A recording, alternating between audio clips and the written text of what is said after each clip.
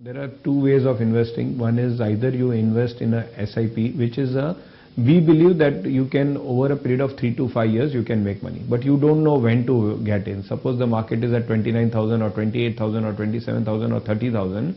If you are putting in systematically every month, then it is a much better way of investing because you average out your entry time, right? So I think it's a very good for a person who does not, and if you then remain invested for 3 to 5 years, then I feel that you will see the benefit. So there is a range of funds which dynamically allocate between equity and debt. In those funds you can come at any time.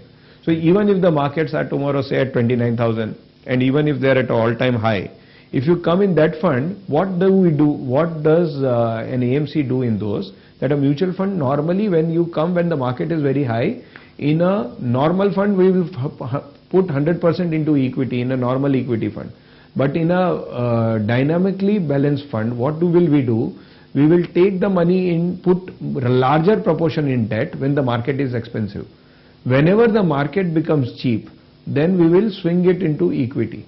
So either come by way of SIP if you are a retail investor and you are not that aware of the market and you feel that a market is going to remain volatile and you don't want to take that much risk, then either you come systematically each month because we believe that on a 3 to 5 years period you can make money.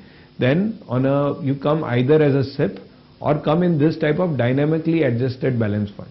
That I think both the things are right for a retail investor.